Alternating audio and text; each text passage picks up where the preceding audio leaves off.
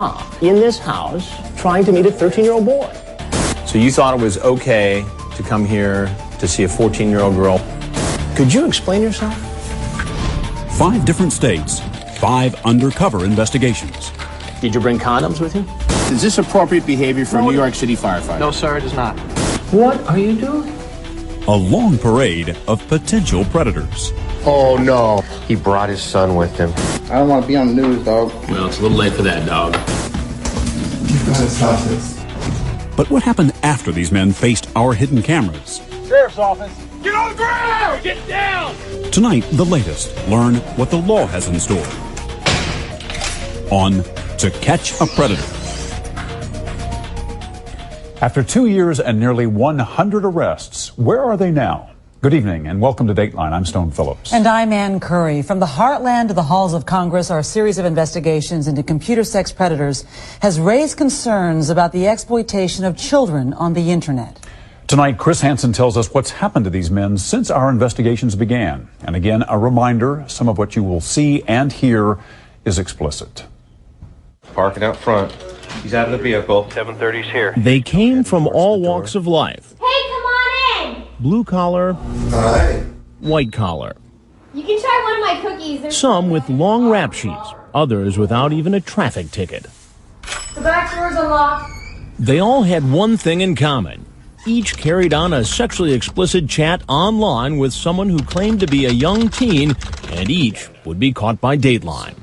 I'm Chris Hansen with Dateline NBC, and we're doing a story about adults meeting teens on the internet. In Virginia, a rabbi. You've got to stop this. In California, a high school teacher. Why did you come here, though? Help me to understand.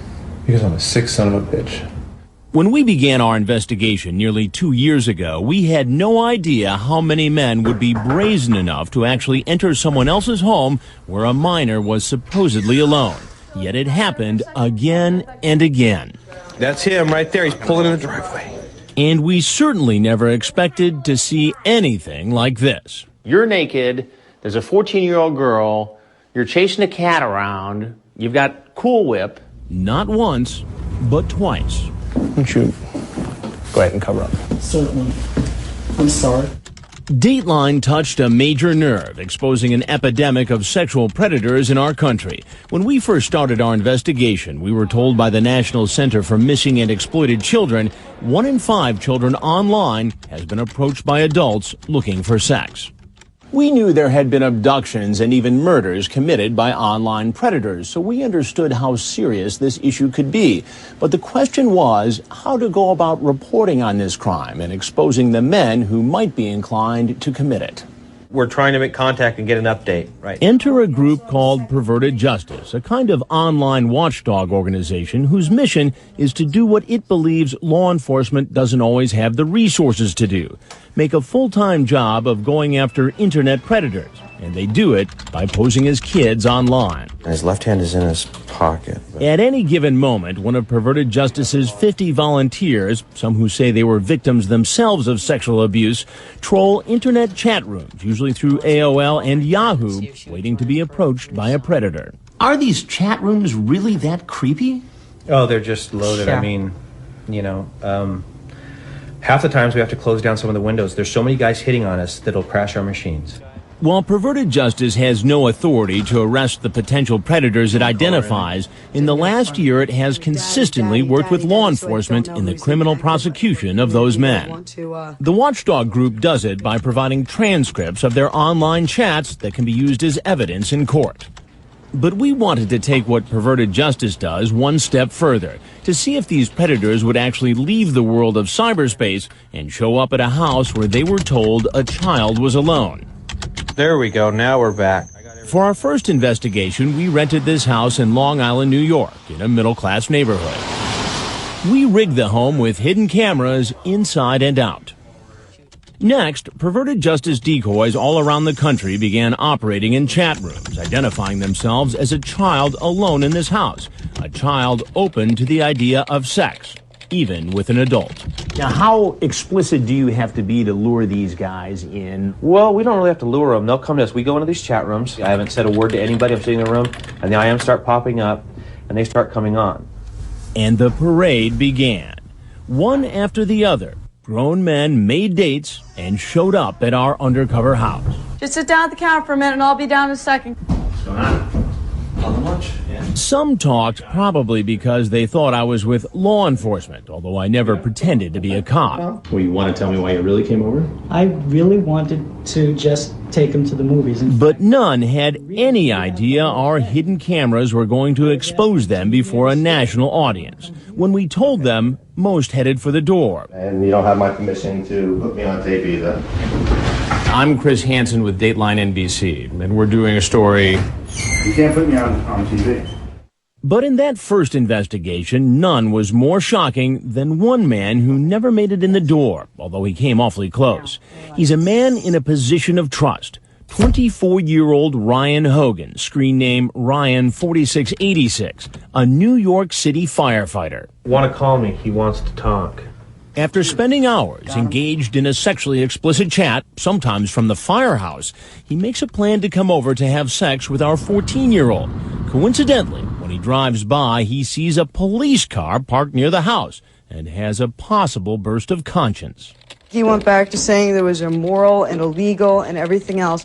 Still, he goes home, gets comfortable again, turns on his webcam, exposes himself, and masturbates, all while wearing his New York City firefighter sweatshirt. Yeah, it's obscene. It's obscene. And then, unbelievably, he says he's going to come by the house again.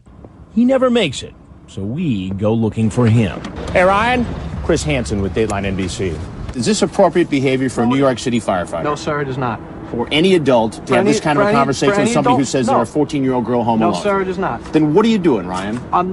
I made a mistake at the time. I made the judgment call to correct that mistake. Is there anything else you want to say about this? Yeah, I think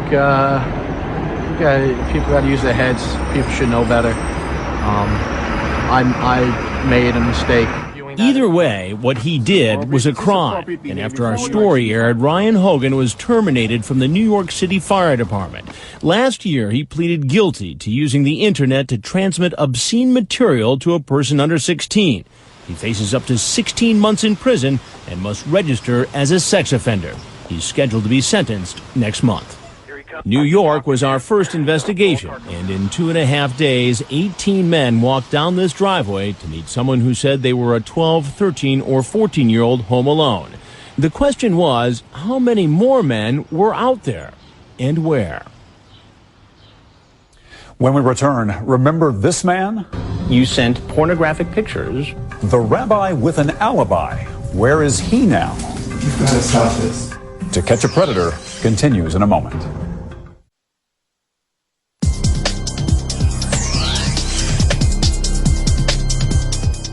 Would it happen again? Would men show up in a different house, in a different state, to meet a child home alone? Hello? Hi. Hey, hold on a second. I gotta change my shirt, okay? Okay. You bet they would. Did you bring condoms? Yeah. And they'd also meet Dateline. Hey, how are you? Good, how about yourself? Good. Why don't you have a seat right over here? No, thank you. Our second investigation took us to the suburbs of Washington, D.C. Our house was rigged with 9 hidden cameras, 3 with views outside, 1 pointed in the garage, and 5 inside the house. I don't know, because I'm all blushing. As the investigation progressed, volunteers from Perverted Justice, the group dedicated to catching internet predators, were busy as ever, chatting online with men like this. VA male 69 2005, who's 28, is talking to our decoy, Erin, who says she's a 14-year-old. He asks her bra size, if she shaves anything other than her legs, and says there's just something about a teen body. We'll see if he sends a picture or anything. Here in Virginia, as in many other states, it's generally a crime to send children sexually explicit material, even if it turns out the recipient is an adult posing as a child. Add using the internet to entice a child into having sex, and Lieutenant Jake Jacoby of the Fairfax County Police Department says the laws are even tougher. So merely by using the internet to set up a sexual liaison with somebody who's underage, that's a felony? Yes, it is. It was during this second investigation that we truly began to see just how vast the problem of online sexual predators was. The men coming into our house, apparently for sex with a minor, were from all walks of life. Like Joe Wunderler, a military intelligence sergeant interested in bestiality. Why are you so nervous? I just got nervous. So you thought it was okay to come here to see a 14-year-old girl? No, I didn't. And you say, would you ever try anal? Ouch, that sounds like it could hurt. Not if done right. You have to be very gentle with that. Quite a Romeo. I'm a lonely guy. What can I say? Now, Wunderler is doing his talking in court. He pleaded guilty to attempting to entice a minor to have sex. Federal guidelines call for a minimum sentence of 5 years in prison. He's due to be sentenced in July. Until then, he remains on limited active duty. The Army has initiated a separate action to have him removed from service. Over 3 days, they came one after the other. So many, we had to keep a detailed calendar. Total today? 1, 2, 3, 4, 5, 6, 7, 8, 9, 10 so far. Men whose professions made them respected members of the community. This man letting himself into our house makes his living working with children. Stephen Benoff is a special education teacher looking to meet a 13-year-old boy. What are you doing here? I thought I would come see him, but... Come see him for what? I wanted to meet him. While online, our 13-year-old decoy asked the teacher to bring condoms. Did he? What does that say about your intent? Well, I always have them with me, but... What is a 54-year-old man doing coming to this home to see a 13-year-old boy? I obviously made a big mistake. After our broadcast, Benoff, after 31 years of teaching, retired. Is there anything else you'd like to say? We'd like to hear it. If you think a teacher trolling for a date with a minor is a breach of trust, how about an emergency room doctor? Dr. Jeffrey Beck, a 50-year-old, is here to meet a boy who claims to be 14. His online chat is not as sexually explicit as the others. He talks about covering the teen with hugs and kisses, saying, "I want to cuddle you and make you feel safe and loved and cared about." I'll be right back down, man. It's all right. Watch how he tries to follow our decoy upstairs. I can go up if you want. Why don't you come over here instead? When I confront the doctor, he says he had no intention of having sex with the boy. What's really going on here? What's really going on was I came over to take him out for lunch. He said he only came here because he felt badly for the teen, who was left home alone. He was so anxious to have some company when he was left by himself for 4 days, but under circumstances it sounded neglectful. So you're the Good Samaritan? That's correct. After our story, Dr. Jeffrey Beck moved to California. His medical license there has been suspended.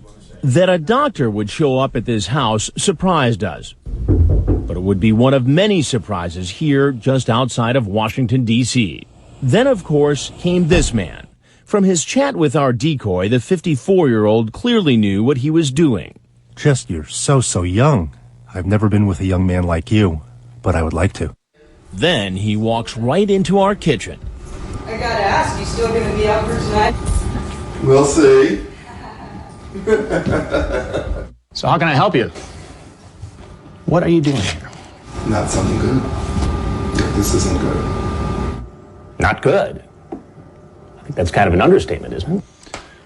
What do you do for a living? A rabbi. That's right, a rabbi. David Kay, the man who sent several pornographic pictures of himself, is a man of God. He's been a staff member of an organization that provides educational programs for Jewish high school students. What are you doing in this house trying to meet a 13-year-old boy? Okay, look. You know I'm in trouble, and I know I'm in trouble. I am not interested in getting any further in trouble. And when he learns he's going to appear on national television... I am Chris Hansen with Dateline NBC, and we're doing a story on computer predators. No, come on, guy. You don't want to touch it. You don't want it. You've got to stop this. Sit down. Sit down. You don't have any You're right. free to leave anytime. Rabbi Kay called us several times claiming he did nothing wrong. He resigned his post with that Jewish organization the day before our story aired. And just this past Friday, 6 months after we broadcast our report, the U.S. Attorney's Office filed 2 charges against David K. One for attempting to entice a minor to engage in an illegal sexual activity, and the other for travel with the intent to engage in illicit sexual conduct. Hello? Knock, knock. I can come in? Where are you? Hello? Meanwhile, our investigation in Virginia wasn't over, not by a long shot. Our decoy had asked one man to strip before he came into the house. Police sometimes use this technique to show intent, but we never thought he'd really do it. Could you explain yourself? I'm sorry. Why don't you go ahead and cover up? Certainly. The man's name is John Kennelly. He's 43, and his father says unemployed. So you just woke up this morning and said, I'm going to get involved in an internet conversation with a 14-year-old boy. I'm going to go to his house, strip naked, and walk in with a 12-pack of beer. No, sir. What would have happened, John, if I wasn't here? I probably would have chickened out, sir. You might think he would have learned his lesson, yet we find him right back online in a chat room the very next day, trying to arrange another meeting with a young teen. What do you suppose the odds are that a guy like that would agree to another meeting? I would have said 0 last night after watching what happened. Well, the man who called himself Special Guy 29 defies the odds and agrees to meet at a fast food restaurant. But first, he confirms the meeting is not about food. We really wanted to make sure it was about sex. Sure enough, here he comes walking from McDonald's. I have been in television for 24 years. I just came to get something to eat. And I have very seldom been at a loss for words. Afterwards, police raided Kennelly's apartment and removed his computer. He's been charged with using a computer to solicit a minor, a felony. His trial is scheduled for later this year. 2 investigations so far in 2 states, 37 men caught over 6 days, and the biggest bust is yet to come. Next, a convicted child molester walks through the door. I can't believe that he's still out there doing this. You'll hear the heartbreaking story from one of his victims when To Catch a Predator continues. Hey, come on in. Even after 2 investigations in 2 states, with millions having seen our broadcasts, men still arrived at Dateline's door. Have you ever seen our stories on computer predators? Yes. This is one of them. Unlike our previous hidden camera operations, where after leaving the house, some men were able to make a run for it, this time at our home in Southern California, things would be different. This time, law enforcement was waiting. We were approached by Perverted Justice to do this large sting. Sergeant Chad Bianco with the Riverside County Sheriff's Department and a Perverted Justice volunteer screen name Frag devised a plan. We were in telephone contact and two-way radio contact with Perverted Justice, and they would let us know when someone was getting close. The sergeant and his men are staked out in a mobile home parked in the driveway next door. Perverted Justice hands them the chat log so they're prepared. We're off and running in California, and it isn't long before a trucker, an actor, and a songwriter are confronted by Dateline. And then the cops. So I had everything. Brought Viagra. Well, that's all there in the car. And Cialis. That's all there in the car, in case I would have run into someone else, not necessarily this girl. At one point, the crowd of potential predators gets so large, Sergeant Bianco, who has a total of 15 people working for him, runs out of manpower. I had no one available. We had all of my investigators were dealing with people that we had arrested, and you still had people coming to the house. One of the men who came to meet an underage teen is a federal agent working for the Department of Homeland Security. My father was a police officer. I was a police officer. And here comes Kinky Man in Corona. You'll never guess what he does for a living. I'm in education. You're in education? Yeah. A teacher? Mm-hmm. He's 43-year-old Walter Edward Bapst, a high school teacher, a married man with children. What are you doing here? getting my ass kicked. Getting your ass kicked? Yeah.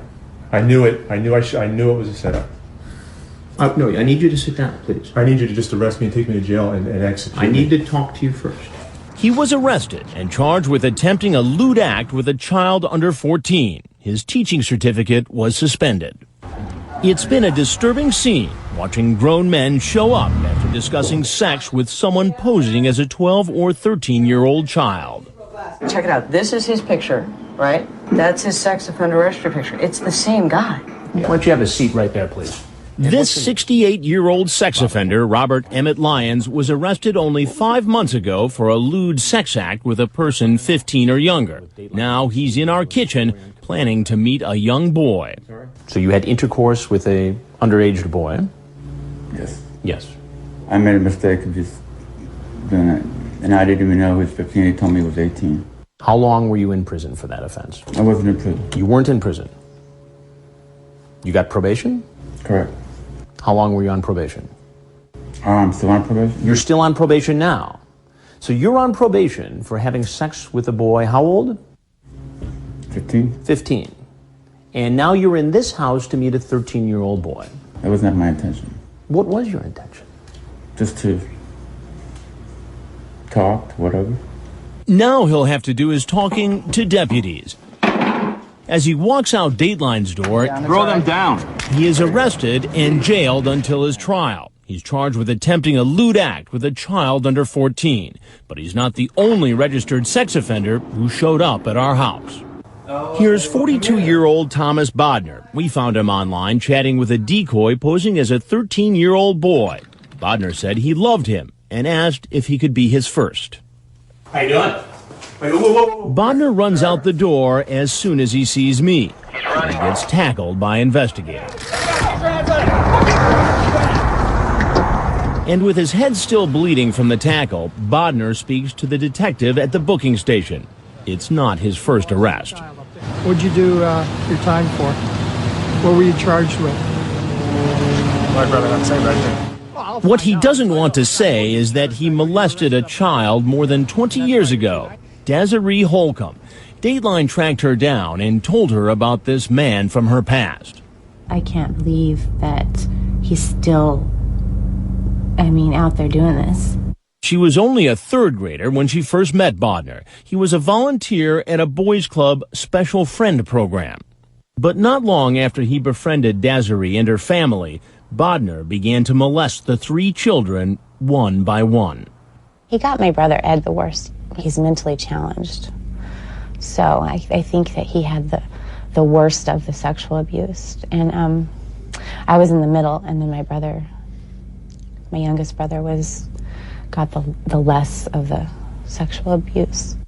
It took months, but Desiree finally told her mother about the abuse. She went straight to the police. Bodner was convicted of sodomy and later was sentenced to 10 years in prison. It was a devastation to all of us. We still suffer from what he did to us. And his trail of victims doesn't end there. It also led to Palm Springs, California. In 1999, he was convicted of oral copulation with a person under the age of 16. Now he faces a new charge of attempting a lewd act with a child under 14. He'll remain in jail until his trial. Bodner was just one of the 50 men arrested in the Riverside investigation. The 4 registered sex offenders are behind bars awaiting trial. For the others, their cases are winding their way through the legal system. Already, 3 men have pleaded guilty. Daniel Allen, who had a prior conviction for stalking. Mr. Allen, sir, you have a right to be sentenced today. Robert Forte. It's your desire to plead guilty. Your name is what? And Eric Pallison, who ran out the door when we started asking questions, quietly entered his guilty plea 2 weeks ago. Or direct your guilty plea be entered. All 3 will be sentenced in June. 3 investigations in 3 major cities, 88 men caught in a period of 9 days. Well, next, what will happen in small-town America? Remember this 6th grade teacher? I know she's a kid. How old? 13, 14. Police say he was at it again when To Catch a Predator continues.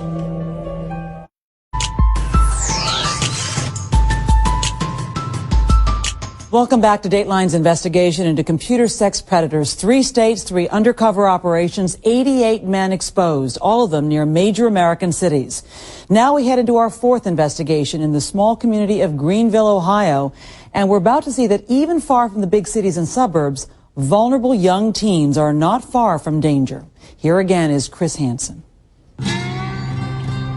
Miles from any major city, down long country roads, past cornfields and cow pastures, Dateline set up this house in rural Ohio. We're in the middle of nowhere. We're 45 minutes outside of Dayton, and we're 5-6 hours from Chicago.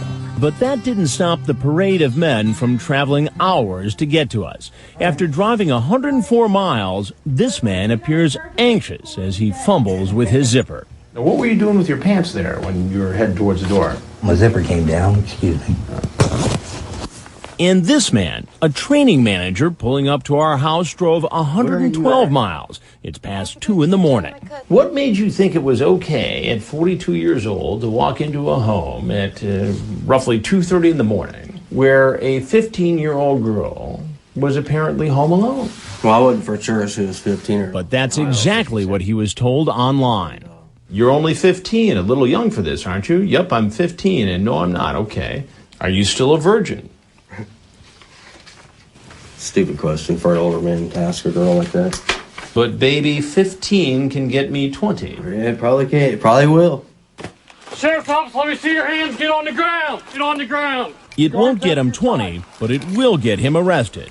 Ohio's Darke County Sheriff's deputies are waiting outside. Okay. You have the right to remain silent. In Ohio, in order for prosecutors to file the most serious charges, a police officer needs to be involved in the online chat or phone conversation.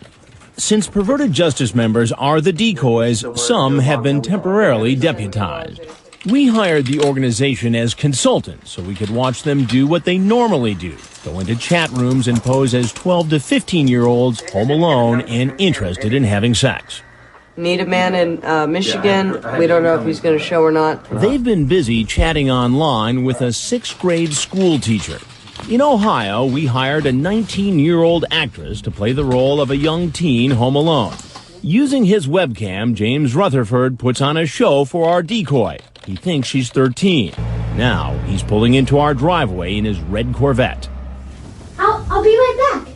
Just sit at the bar and I'll be right there. Come here. No, I promise I'll be right back. No, come here. I'll be right there. Just wait. You gotta be a little patient. Actually, I want you to come here. That's what I thought. Rutherford says he had a feeling this was a setup, but he admits he was fooled into believing he was talking to a young teen. I know she's a kid. How old? 13, 14. 13. And how old are you? Too old for a 13, 14-year-old. Too old. Tuck your head. Just like all the men who come through our door in Ohio, the teacher is arrested and transported to the county jail, where he's photographed, fingerprinted, strip searched, and thrown in jail. He calls his employer from jail. He resigned that position yesterday in order to spare his students. Rutherford said that when he goes online, he doesn't specifically look for underage teens. But since our broadcast, we learned Rutherford was chatting with someone else in addition to perverted justice. Unbeknownst to the teacher, he was online with a Carmel, Indiana police officer posing as a 13-year-old. At times, Rutherford activated his webcam and performed sex acts. After seeing our story, the officer was able to identify him. He faces 8 new felony counts of child solicitation. Hey, come on in. I just gotta get my coat off. Still, the parade continued. The man walking down our driveway is a budget analyst for the military. I gotta finish getting changed, okay? Huh? I gotta finish getting changed, okay? Well, I'll watch it. 47-year-old Kevin Westerbeck is expecting a 13-year-old virgin. Instead, he meets me. Hey, how are you? There Could you do me a favor and have a seat right over there on that stool, please? Yeah. Westerbeck, like so many others, claims he was just coming to talk. And he also brings up a subject we heard quite often here in Ohio: religion. What makes you so religious? Because I have a faith in God. Didn't your faith in God suggest to you that you shouldn't come over here to hang out with a 13-year-old girl after a sexually charged conversation on the internet? That's why I turned around the first time, and then she called me. I thought, well, I'll just go over there, say hi, and be done with it, and go on home. But this is not the first time Westerbeck's been caught setting up a meeting with a young girl on the web. You pleaded guilty to solicitation of a minor for sex. It's a plea. You pleaded guilty. Correct. And you got sentenced for that plea, correct? That's correct. 11 months. Correct. 4 days later, he's back in court, and a judge rules on his status as a sex offender. The court will make a finding that you are a sexual predator. But it doesn't end there. Unbelievably, we learn even more about Westerbeck's criminal past. Rape of a little girl, part of his extended family. Sergeant David Atkins of the New Lebanon, Ohio Police Department took the report a year and a half ago. It was late at night. There was a thunderstorm. She was scared of the storm, so she went to his room because she wanted the comfort of an adult. And ultimately, he pretty much violated that trust and confidence that he had. Last month, Westerbeck pleaded guilty to raping a child under the age of 13. He was sentenced to 10 years in prison. Somebody's moving quickly from the cameras. He's coming around, guys. Come chill and ride with me. During our 3-day investigation, 17 men came to this house to meet a young teen home alone. Hello? He's running to his car. Running to his car. Get on the ground! Get down! And all 17 were arrested. You understand that right? Yes. Sheriff, put them to your hands. Put your hands up. Including this 21-year-old paramedic who has a thing for feet. I guess sexual stuff. Sexual stuff? Like what? You're talking about kissing and what else? Rubber feet, stuff like that. Rubber feet? Yeah. And this family man who online made plans to take the virginity of a 15-year-old. Did you bring anything with you tonight? Such as? Condoms? Yes, I did. His mother, a prosecutor from another county, represented him. He has absolutely no failures to appear whatsoever in any court anywhere. So we'll set bail at $2,500 cash surety or property. All 17 men have been charged with attempted unlawful sexual conduct with a minor. All pleaded not guilty except this man. Have you contacted a lawyer? No. You plan to do so? No. Alonzo Wade pleaded no contest. He was found guilty and is awaiting sentencing. The tally now, 106 men over a period of 12 days in 4 investigations. Next, we head to Florida. I don't want to be on the news, dog. Well, it's a little late for that, dog. From strange interviews to disturbing encounters. Oh, no. He brought his son with him. What's happened to these men when To Catch a Predator continues? Okay, here he comes. He's coming back. No matter where we went, we heard the same old story. What are you doing here? Just hanging out. Hanging out. Men planning to meet someone who said they were an underage teen tried to explain away their behavior. I was just going to hang out. I really wasn't going to do anything, to be honest with you. It was the same in New York, Virginia, California, and Ohio. I don't know why I did it. I just wanted to party, that's all. Hey, how are you? So when we began our next investigation, this time in Fort Myers, Florida, we were ready for more excuses. What's up? I'm looking for work and stuff. He's just one of the 24 potential predators who came to our home in Florida. I was just going over to hang out, and I felt like I'd be more big brother more than anything. I do Big know. brother. Yeah, So you're coming over to be a mentor. In a way, yes. And I'm sure you've heard that 20 billion times. 20 billion and 1, counting to 9. Go ahead and cover up. While we've met some memorable people throughout our investigation, some of the men in Florida are without question unforgettable. And we're doing a story on adults who try to meet kids on the internet. Hey, man, I don't want to be on the news. You feel me? We are filming. I don't want to be on the news, dog. Well, it's a little late for that, dog. Now, if there's anything else you want to tell me... He quickly comes up with a disguise. And as far as interviews go, this may be a television first. All I got to say is ain't nothing going on here, dude. Nothing funny going on here. Run into the car. But the transcripts of his online chats and phone calls were enough for police to charge him with a felony. And this was not his only encounter with the law. He has a long rap sheet. In 2002, he led police on a high-speed chase in a stolen car. He was also convicted of grand theft and trying to sell stolen goods. NBC again. And twice he was convicted of battery, the most recent case in January.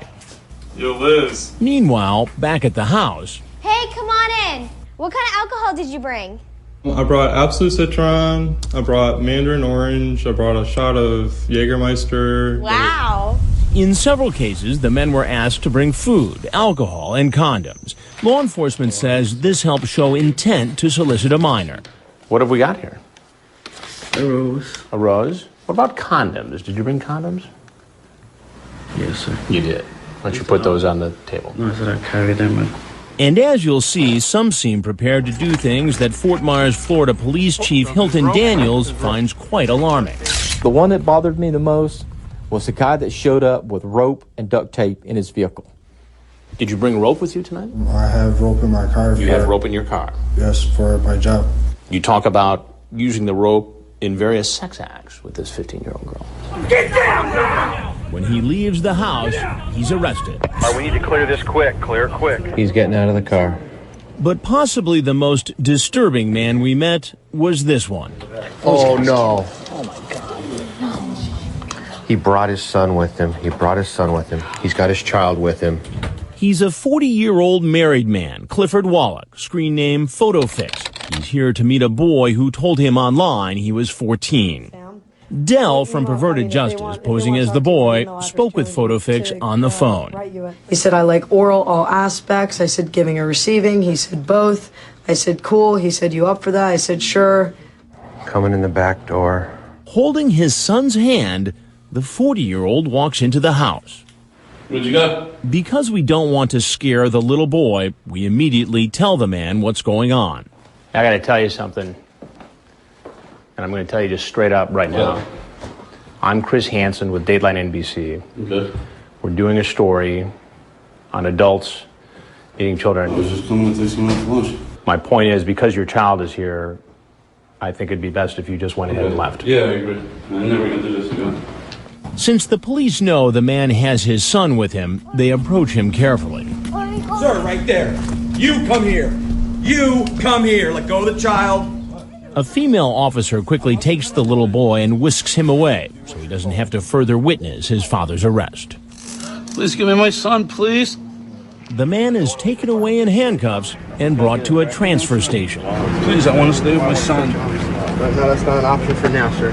I didn't do nothing wrong. I was only sir, I'm coming not to taking take somebody to suspect. lunch. I can't feel my hands, please. The police contact the boy's mother at work, tell her what's going on, and she comes and gets him. Let's go inside and play with it. Come on. You want to get a drink? Yeah? Meanwhile, the dad is jailed, Come in, make a left. photographed, and put behind bars. He's now awaiting trial. His 5-year-old son is back home with his mother. The Florida Department of Children and Families is conducting an investigation into the little boy's welfare. While this story is upsetting, the story of this next man, who online calls himself Crazy Trini 85, is downright bizarre. That's him right there. Get on 4. In his chat, he wants to watch our decoy, who said she was 14, perform a sex act on a cat. They discuss it further on the phone, and the decoy tells him she'll try it if he's willing to strip off all his clothes and walk into her house naked. Remember, police tell us if an individual goes along with something like that, it helps prove intent. Where are you? Why just take a seat? Have a cookie. I made that because they'll go with the Cool Whip. It was kind of a little surprise. You want to explain yourself? Grab that towel right there, please. Wrap it around yourself, and please sit in that stool. What are you doing? Making a mistake. Making a mistake. I mean, I can only imagine what would have been going on in this house had I not been here. Am I wrong to think that? No, you're not. So what's going to be happening if I'm not here? You're naked, there's a 14-year-old girl, you're chasing a cat around, you've got Cool Whip, and you want this girl to do some sex act with the cat, and then you'll have sex with her. Is that accurate? Yes. After he gets himself dressed, he's arrested and sent to jail. He's charged with attempted lewd and lascivious battery, using the computer to solicit sex with a minor, and transmitting material harmful to a minor. This is the person apparently walked into the room naked. The next day, he's brought before a judge and bail is set. That does come out to $50,000. This week, he pleaded not guilty, like all the other Florida men who have entered pleas so far. So, 5 states, 5 investigations, and a total of 130 men caught. When we come back, the dangers sink in for parents and teens. And they go, oh my gosh, I've done that. It could have been me. Steps every family can take to protect kids online.